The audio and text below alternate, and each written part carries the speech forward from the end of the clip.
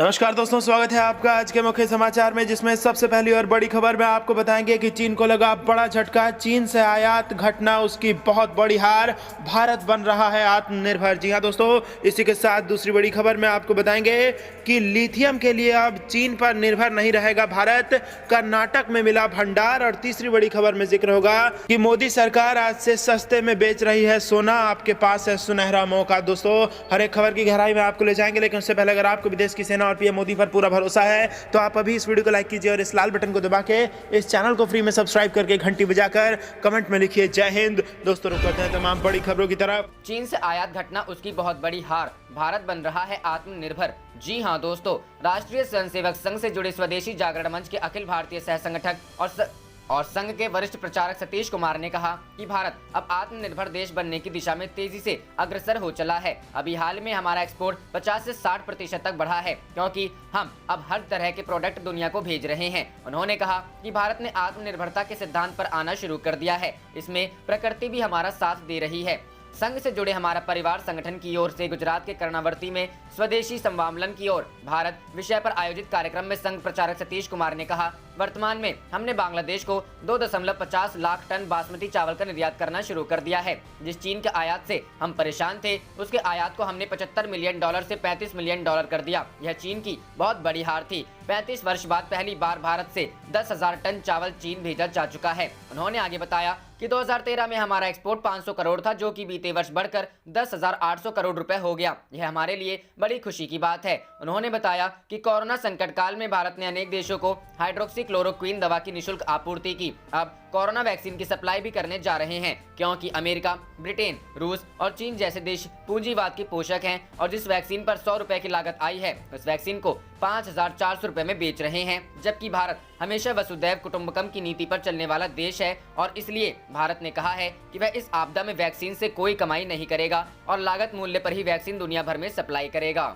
रुक करते हैं अगली खबर की तरफ। बड़ी खबर, लिथियम के लिए अब चीन पर निर्भर नहीं रहेगा भारत, कर्नाटक में मिला भंडार। जी हां दोस्तों, भारत अब लिथियम को लेकर चीन से अपनी निर्भरता पूरी तरह से खत्म करने की कोशिश में है। इसी के तहत उसने अर्जेंटीना की एक कंपनी के साथ डील की है। अब तक चीन से भारी मात्रा में ये लिथियम का आयात किया जा रहा था। इन सब के बीच भारत को कर्नाटक में लिथियम का भंडार मिला है। इलेक्ट्रिक व्हीकल्स की बैटरी में इस्तेमाल होने वाले लिथियम का भंडार बेंगलुरु से लगभग 100 किलोमीटर दूर मांड्या में मिला है। इससे देश में ई व्हीकल का इस्तेमाल बढ़ाने में बड़ी मदद मिल सकती है। वैज्ञानिकों का अनुमान है यह भंडार 1600 टन का हो सकता है। इंडियन एक्सप्रेस की खबर के मुताबिक परमाणु खनिज निदेशालय ने कहा कि दूसरे देशों में मौजूद लिथियम के भंडार के मुकाबले भारत में मिला भंडार कम है। अगर हम चिली में 86 लाख टन, ऑस्ट्रेलिया में 28 लाख टन, अर्जेंटीना में 17 लाख टन, पुर्तगाल में 60,000 टन के भंडार से तुलना करें तो 14,100 टन अधिक नहीं है। इंडियन इंस्टीट्यूट ऑफ साइंस में एमिरेट्स प्रोफेसर और बैटरी टेक्नोलॉजी के एक्सपर्ट एन मुनिचंद्रिया ने बताया, अब तक प्राप्त जानकारी के मुताबिक मांड्या में आधा से 5 किलोमीटर तक के दायरे में लगभग 30,300 टन Li-20 उपलब्ध होने का अनुमान है, जो लिथियम मेटल के लगभग 14,100 टन के बराबर है। रुक करते हैं अगली खबर की तरफ। मोदी सरकार आज से सस्ते में बेच रही है सोना, आपके पास है मौका। जी हां दोस्तों, मोदी सरकार एक बार फिर आज से सस्ता सोना बेच रही है। अगर आप सोने में निवेश करना चाहते हैं तो 11 जनवरी से 15 जनवरी तक आपके पास बेहतरीन मौका है। सॉवरेन गोल्ड बॉन्ड के लिए सोने की कीमत 5,104 रुपए प्रति ग्राम तय की गई है। भारतीय रिजर्व बैंक ने यह जानकारी दी है। बता दें, यह गोल्ड आपको फिजिकल रूप में नहीं मिलेगा। सॉवरेन स्वर्ण बॉन्ड स्कीम 2020-21 एक्स श्रृंखला खरीद के लिए 11 जनवरी से 15 जनवरी 2021 तक खुलेगा। रिजर्व बैंक ने कहा, बॉन्ड का मूल्य 5,104 रुपए प्रति ग्राम के स्तर पर बैठता है। बॉन्ड का मूल्य खरीद अवधि के पहले के 3 कारोबारी दिवसों में 999% शुद्धता वाले सरल औसत बंद मूल्य, जो भारतीय सर्राफा एवं आभूषण संघ द्वारा प्रकाशित किया जाता है, पर आधारित है। 50 रुपए प्रति ग्राम की छूट। केंद्रीय बैंक ने आगे कहा, सरकार ने आरबीआई के परामर्श से ऑनलाइन आवेदन करने वाले निवेशकों को इस मूल्य पर 50 रुपए प्रति ग्राम की छूट देने का फैसला किया है। इसमें आवेदनों के लिए भुगतान डिजिटल मोड के माध्यम से किया जाना है। केंद्रीय बैंक ने कहा, ऐसे निवेशकों के लिए स्वर्ण बॉन्ड की कीमत 5,054 रुपए प्रति ग्राम होगी। इससे पहले 9वीं श्रृंखला के स्वर्ण बॉन्ड के लिए 5,000 रुपए प्रति ग्राम का दाम रखा गया था। यह निर्गम 28 दिसंबर 2020 से 1 जनवरी 2021 तक खुला था। सॉवरेन गोल्ड बॉन्ड योजना नवंबर 2015 में शुरू की गई थी, जिसका उद्देश्य सोने की हाजिर मांग को कम करना था और सोने की खरीद के लिए इस्तेमाल किए जाने वाले घरेलू बचत के लिए बचत के एक हिस्से को वित्तीय बचत में तब्दील करने के लिए किया गया था। रुख करते हैं अगली खबर की तरफ। दिल्ली में बर्फीली हवा ने बढ़ाई ठंड, यूपी बिहार सहित इन राज्यों में शीतलहर की संभावना।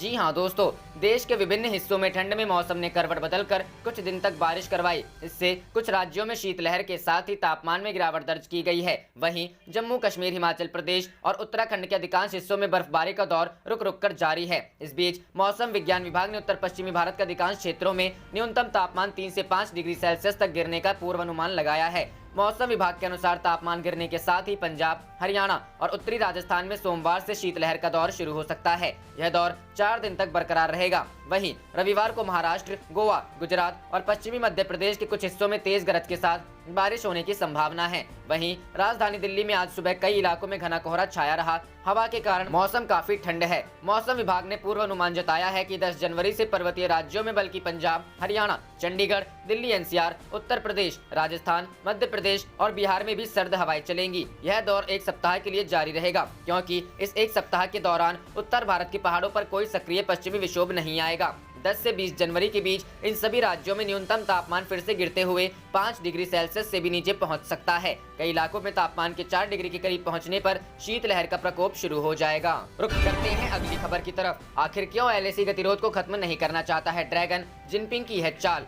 जी हां दोस्तों, पूर्वी लद्दाख से डिसएंगेजमेंट को लेकर किए गए चीन के वादे पर भारत पूरी तरह से भरोसा नहीं कर पा रहा है। भारत को संदेह है कि शायद चीन जुलाई महीने में होने वाले कम्युनिस्ट पार्टी के समारोह से पहले पूर्वी लद्दाख में डिसएंगेजमेंट और डी-एस्केलेशन के अपने वादे को पूरा करे। इस मामले से वाकिफ सूत्रों ने यह जानकारी दी। उन्होंने बताया कि Jinping Ladakh, Bhutan, Taiwan, South China Sea और जापान पर माओ की 1959 की लाइन को लागू करने की अपनी स्पष्ट रणनीति से चिपके रह सकते हैं। इस साल सत्तारूढ़ कम्युनिस्ट पार्टी के 100 साल पूरे हो रहे हैं। लद्दाख में 1597 किलोमीटर लंबी वास्तविक नियंत्रण रेखा की वास्तविक स्थिति को बदलने के चीन के प्रयास से पैदा हुए गतिरोध के बारे में भारत सरकार के आकलन पर करीब से नजर रखने वाले लोगों ने कहा कि बीजिंग से उम्मीद थी कि वह अपने सैनिकों को लद्दाख से वापस बुला लेगा। कोरोना वायरस मामलों और उसकी वजह से आर्थिक झटका झेलने वाले शी जिनपिंग लगातार देश की जनता की आलोचना का शिकार हो रहे थे, लेकिन लद्दाख में उनकी विस्तारवादी सोच की वजह से लोगों का ध्यान भटकाने में उन्हें मदद मिली। कोरोना महामारी ने दुनिया भर में 9 करोड़ से ज्यादा लोगों को संक्रमित किया है और लगभग 20 लाख से अधिक लोगों की जान जा चुकी है। इसकी वजह से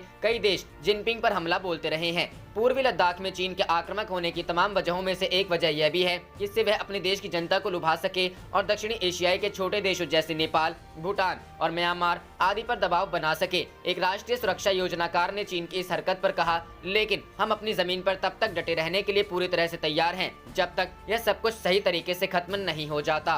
करते हैं अगली खबर की तरफ। जम्मू कश्मीर में सेना को मिली बड़ी कामयाबी, लश्कर-ए-तैयबा का आतंकी गिरफ्तार। जी हां दोस्तों, जम्मू कश्मीर के अवंतीपोरा में सुरक्षा बलों को रविवार को एक बड़ी कामयाबी मिली है। अवंतीपोरा पुलिस ने 50 आरआर और 110 बीएन सीआरपीएफ के साथ मिलकर आज पंपोर के अवंतीपुरा के चंदेरा पंपोर गांव में एक घर में बनी गौशाला की तलाशी ली, जिसमें आतंकियों ने एक तहखाना नुमा ठिकाना बना रखा था। यह तहखाना 10 फीट ऊंचा और 5 फीट चौड़ा था और तहखाने का सिरा 6 फीट लंबी सुरंग से जुड़ा था। तहखाने के अंदर आतंकी संगठन लश्कर-ए-तैयबा की अपराधी सामग्री अपराध सामग्री और AK-47 की 26 राउंड गोलियां बरामद की गई हैं। इसके साथ साथ सुरक्षा बलों ने उक्त ठिकाने से एक आतंकवादी को भी गिरफ्तार किया। खबर के अनुसार पुलिस को ठिकाने पर लश्कर-ए-तैयबा के आतंकियों की मौजूदगी की सूचना मिली थी, जिसके बाद वहां सर्च ऑपरेशन चलाया गया। पुलिस के अनुसार गैर कानूनी गतिविधियों को रोकने के अधिनियम के तहत मामला दर्ज किया गया है। इससे पहले एक अन्य घटना में भारतीय सेना के बम निरोधक दस्ते ने रविवार को जम्मू कश्मीर के पुंछ जिले के मेंढर सेक्टर में मोटरसाइकिल पर फिट किए गए 2.4 किलोग्राम इम्प्रोवाइज्ड एक्सप्लोसिव डिवाइस का समय पर पता लगाने के साथ उसे पूरे नियंत्रण के साथ नष्ट कर दिया। आईईडी का समय पर पता लगने के कारण ही विस्फोट होने से पहले नष्ट किया जा सका। रुक करते हैं अगली खबर की तरफ। पूर्वी लद्दाख की भीषण ठंड भी नहीं डिगा सकेगी जवानों के हौसले। जी हां दोस्तों, डीआरडीओ ने बनाए कई प्रोडक्ट्स। जी हां, आपको बता दें कि पूर्वी लद्दाख की कड़कड़ाती ठंड में भी भारत के 50,000 से ज्यादा सैनिक वास्तविक नियंत्रण रेखा यानी कि LAC पर तैनात हैं। चीन की हर चालबाजी का जवाब देने के लिए 24 घंटे भारतीय जवान अग्रिम मोर्चे पर रह रहे हैं। वहीं इस भीषण ठंड का सामना करने के लिए defence research and development organisation यानी कि DRDO ने कई प्रोडक्ट्स बनाए हैं जिसमें सैनिकों को काफी राहत मिलेगी और वो चीनी सैनिकों से हर मामले में बेहतर ही साबित होंगे। DRDO ने जिन प्रोडक्ट्स का निर्माण किया है उनमें हिम तापक हीटिंग डिवाइसेस, स्नो मेल्टर्स आदि शामिल हैं। DRDO के defence institute for physiology and allied sciences के निदेशक डॉक्टर राजीव ने न्यूज एजेंसी को बताया कि हिम तापक स्पेस हीटिंग डिवाइस पूर्वी लद्दाख, सियाचिन और ऊंचाई वाले क्षेत्रों में तैनात भारतीय सैनिकों के लिए विकसित किया गया है। वहीं अब तक इन उपकरणों के लिए 420 करोड़ रुपए से अधिक का ऑर्डर दिया भी जा चुका है। उन्होंने कहा कि ये डिवाइस सुनिश्चित करेगा कि बैकलस्ट और कार्बन मोनोऑक्साइड के कारण किसी भी जवान की मौत ना हो। इसके अलावा एक एनलॉक क्रीम भी बनाई गई है जो बेहद ही ठंड इलाकों में तैनात सैनिकों को लगाने वाली चोटों को ठीक करने में मदद करती है। वहीं कई नई प्रोडक्ट्स में फ्लेक्सिबल वाटर बॉटल और सोलर स्नो मेल्टर है जिससे कम तापमान में पानी पीने के लिए आने वाली दिक्कतें दूर की जा सकती है। वहीं आपको बता दें, डॉक्टर ने बताया कि हिम तापक के निर्माताओं से सेना ने 420 करोड़ का ऑर्डर किया है। उन्होंने कहा कि इन नई डिवाइसेस को ITBP और सेना के आवासों में रखा जाएगा। उन्होंने बताया कि नई हीटिंग डिवाइसेस में DIPAS द्वारा पहले बनाई गई डिवाइसों से 3 तरीकों के सुधार किए गए हैं। उन्होंने आगे बताया कि हमने बुखारी नामक हीटिंग डिवाइस में 3 नए सुधार किए हैं। पहला, इन डिवाइस पर तेल की खपत लगभग आधी है और इससे हम 1 साल में तकरीबन 3650 करोड़ रुपए बचा सकेंगे। जल्द ही इसे सेना के पास भेज दिया जाएगा। उन्होंने कहा दूसरा, उच्च ऊंचाई पर हवा की स्पीड भी अधिक होती है। उस स्पीड के साथ एक बैक ब्लास्ट होता है। इस डिजाइन की वजह से कोई बैक ब्लास्ट अब नहीं होगा। और इसी के साथ आपको बता दें कि एलोकल क्रीम पर कमेंट करते हुए डॉक्टर साहब ने कहा कि DRDO विकसित एलोकल क्रीम अत्यधिक ठंड वाले क्षेत्र में तैनात सैनिकों को चिल बैलेंस और अन्य ठंड की चोटों को रोकने में मदद करती है। रुक करते हैं अगली खबर की तरफ। डोनाल्ड ट्रंप के ट्विटर पर बैन होते ही फॉलोअर्स की रेस में सबसे आगे निकले प्रधानमंत्री नरेंद्र मोदी, दुनिया में बने नंबर 1। जी हां दोस्तों, आपको बता दें अमेरिकी राष्ट्रपति डोनाल्ड ट्रंप का ट्विटर अकाउंट सस्पेंशन के बाद प्रधानमंत्री मोदी दुनिया में ट्विटर पर सबसे ज्यादा फॉलो किए जाने वाले सक्रिय राजनेता बन गए हैं। कुछ दिन पहले तक ये खिताब डोनाल्ड ट्रंप के नाम था और PM मोदी ट्विटर पर सबसे ज्यादा फॉलो किए जाने वाले सक्रिय नेताओं की लिस्ट में दूसरे नंबर पर थे। लेकिन अमेरिकी संसद में अपने समर्थकों को हिंसा के लिए भड़काने के आरोप में ट्विटर द्वारा ट्रंप पर की गई कार्रवाई के बाद PM नरेंद्र मोदी ट्विटर पर सबसे ज्यादा फॉलो कर जाने वाले सक्रिय राजनेता हो गए हैं। बताते चलें कि ट्विटर पर अमेरिकी राष्ट्रपति डोनाल्ड ट्रंप के 88.7 मिलियन यानी करीब 8 करोड़ 87 लाख फॉलोअर्स थे, जबकि भारतीय प्रधानमंत्री नरेंद्र मोदी के 64.7 मिलियन यानी कि करीब 6 करोड़ 47 लाख फॉलोअर्स हैं। हालांकि PM नरेंद्र मोदी और ट्रंप से ज्यादा पूर्व अमेरिकी राष्ट्रपति बराक ओबामा के ट्विटर पर फॉलोअर्स हैं। बराक ओबामा के ट्विटर पर 127.9 मिलियन यानी करीब 12 करोड़ 79 लाख फॉलोअर्स हैं। लेकिन ओबामा फिलहाल ना किसी पद पर हैं और ना ही सक्रिय राजनेता हैं, इसीलिए PM मोदी इस लिस्ट में सबसे आगे हो गए हैं। रुक करते हैं अगली खबर की तरफ। उत्तर भारत में अभी जारी रहेगा ठंड का 3rd डिग्री। जम्मू कश्मीर में बर्फबारी, प्राकृतिक आपदा घोषित। जी हां दोस्तों, आपको बता दें उत्तर भारत में ठंड का प्रकोप रविवार को भी जारी रहा, जबकि कश्मीर के कई हिस्सों में फिर से बर्फबारी हुई, जिसके चलते केंद्र शासित प्रदेश में उड़ानों का आवागमन प्रभावित हुआ। भारत मौसम विज्ञान विभाग ने कहा कि राजस्थान, उत्तर प्रदेश, उत्तराखंड, पंजाब, दिल्ली और मध्य प्रदेश के कई हिस्सों में घना कोहरा छाया रहा। कर्नाटक, तमिलनाडु, पुडुचेरी, केरल और कश्मीर में कई स्थानों पर भारी वर्षा हुई। दिल्ली में न्यूनतम तापमान सामान्य से 4 डिग्री अधिक 10.8 डिग्री सेल्सियस दर्ज किया गया। IMD ने बताया कि शहर में 3 जनवरी से लगातार न्यूनतम तापमान सामान्य तापमान से अधिक बना हुआ है। सफदरजंग वेधशाला ने शुक्रवार को न्यूनतम तापमान 9.6 डिग्री सेल्सियस, गुरुवार को न्यूनतम तापमान 14.4 डिग्री सेल्सियस दर्ज किया, जो कि पिछले 4 वर्षों में जनवरी में सबसे ज्यादा था। वहीं IMD दिल्ली के एक अधिकारी ने बताया कि राष्ट्रीय राजधानी के ऊपर बादल छाए रहने की वजह से न्यूनतम तापमान में ज्यादा गिरावट दर्ज नहीं की जा रही है। आईएमडी ने बताया कि दिल्ली में न्यूनतम तापमान में 2 से 3 डिग्री सेल्सियस की गिरावट होने की संभावना है, क्योंकि शनिवार से बर्फीले पहाड़ों से उत्तर पश्चिमी हवाएं मैदानी इलाकों की ओर चलनी शुरू हुई हैं। रुक करते हैं अगली बड़ी खबर की तरफ, जहां से पीएम मोदी ने फूका था 2019 का बिगुल, वहीं से मुहिम शुरू करेंगे भाजपा अध्यक्ष जेपी नड्डा। जी हां दोस्तों, पश्चिम बंगाल का 1 दिवसीय दौरा पूरा होने के बाद भाजपा अध्यक्ष जेपी नड्डा सोमवार को असम के दौरे पर जाएंगे। असम में इस साल मार्च अप्रैल में संभावित विधानसभा चुनाव के कारण भाजपा अध्यक्ष का दौरा काफी खास है। वो सिलचर के पुलिस परेड ग्राउंड में जनसभा संबोधित कर चुनाव अभियान की शुरुआत करेंगे। सिलचर वही स्थान है जहां से प्रधानमंत्री मोदी ने रैली के जरिए 2019 के लोकसभा चुनाव का अभियान शुरू किया था। असम के दौरे के बाद 14 जनवरी को जेपी नड्डा तमिलनाडु भी जाएंगे। बीजेपी सूत्रों ने बताया कि जेपी नड्डा सोमवार को असम के बराक घाटी के सिलचर पहुंचेंगे। यहां पुलिस परेड ग्राउंड पर विजय संकल्प समावेशी नामक रैली को संबोधित करेंगे। इस जनसभा में बीजेपी अध्यक्ष के साथ राज्य के मुख्यमंत्री सर्बानंद सोनोवाल, मंत्री हेमंत विश्व शर्मा और प्रदेश अध्यक्ष रजनीत कुमार दास आदि नेता भाग लेंगे। असम प्रभारी और राष्ट्रीय उपाध्यक्ष भी इस रैली की तैयारियों में जुटे हैं। बराक घाटी में 3 जिले शामिल हैं। पिछले 3 दशकों से बराक घाटी की पहचान बीजेपी के पारंपरिक गढ़ के रूप में है। यहां रैली के बाद बीजेपी अध्यक्ष जेपी नड्डा गुवाहाटी में असम बीजेपी की कोर कमेटी की बैठक लेकर विधानसभा चुनाव की रणनीति बनाएंगे। वहीं अगले दिन 12 जनवरी को जेपी नड्डा के कामाख्या मंदिर में दर्शन पूजन का भी कार्यक्रम बताया जा रहा है। बता दें कि इससे पहले 26 दिसंबर को गृह मंत्री अमित शाह भी पूर्वोत्तर के 2 दिनों के दौरे पर असम में पहुंचे थे। गुवाहाटी में उनका भव्य स्वागत भी हुआ था। असम दौरे पर गृह मंत्री अमित शाह ने कई सरकारी योजनाओं की आधारशिला रखी थी। इस दौरान गृह मंत्री अमित शाह ने कहा था कि केंद्र की मोदी सरकार ने पूर्वोत्तर के विकास को केंद्र में रखकर 6 साल सरकार चलाई है। गृह मंत्री ने इस दौरान पूर्वोत्तर के विकास को लेकर मोदी सरकार के प्लान के बारे में जानकारी दी।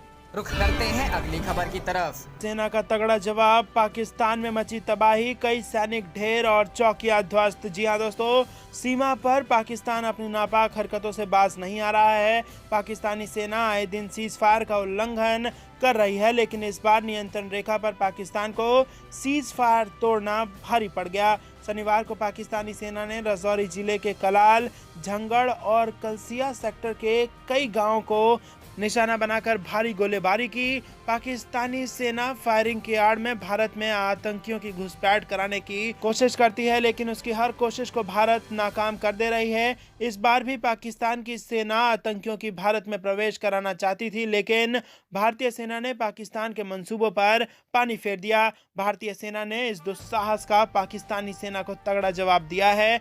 भारतीय सेना ने जवाबी कार्रवाई में पाकिस्तान की 3 चौकियों को तबाह कर दिया है और उसके 3 चौकियों को भी ढेर कर दिया गया। मिली जानकारी के मुताबिक पाकिस्तानी सेना ने शनिवार दोपहर कलाल, झंगड़ और कलसिया सेक्टर में अचानक भारी फायरिंग शुरू कर दी। पाकिस्तानी सेना का मकसद हथियारों से लैस आतंकियों को भारतीय क्षेत्र में दाखिल करवाने का था।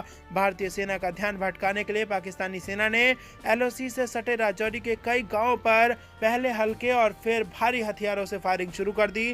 पाकिस्तानी साजिश से पहले से ही सतर्क भारतीय सेना ने करारा जवाब दिया और घुसपैठ को नाकाम कर दिया। इसके बाद आतंकी वापस भाग गए। सेना की कड़ी कार्रवाई में पाकिस्तानी सेना को भारी नुकसान हुआ। रुक करते हैं अगली खबर की तरफ। अब भारत में ही बनेंगे रफाल जेट और पैंथर हेलीकॉप्टर, फ्रांस सरकार का बड़ा ऑफर। जी हां दोस्तों, भारत रक्षा के क्षेत्र में अपना पक्ष मजबूत करने पर जोर दे रहा है। भारत और फ्रांस ने रक्षा के क्षेत्र में एक दूसरे का सहयोग करने के लिए एक साथ कदम बढ़ाए हैं। फ्रांस ने राफेल लड़ाकू विमान और पैंथर हेलीकॉप्टर पर भारत को बड़ा ऑफर दिया है। अब फ्रांस के पैंथर यूटिलिटी हेलीकॉप्टर को 100% भारत में ही असेंबल किया जाएगा। इसके अलावा राफेल फाइटर जेट की असेंबली लाइन 70% तक भारत में ही शिफ्ट की जा सकती है। इससे भारत के मेक इन इंडिया अभियान को आगे बढ़ाने में मदद मिलेगी। मीडिया रिपोर्ट्स की माने तो दोनों देशों में टेक्नोलॉजी ट्रांसफर करने पर बातचीत हुई है। बता दें कि भारत और फ्रांस के बीच वार्षिक रणनीतिक संवाद को लेकर पिछले हफ्ते फ्रांस के राष्ट्रपति इमैनुअल मैक्रों के राजनयिक सलाहकार इमैनुअल बॉन दिल्ली में मौजूद थे। इसी दौरान दोनों देशों के बीच रक्षा सहयोग करने पर बातचीत हुई थी।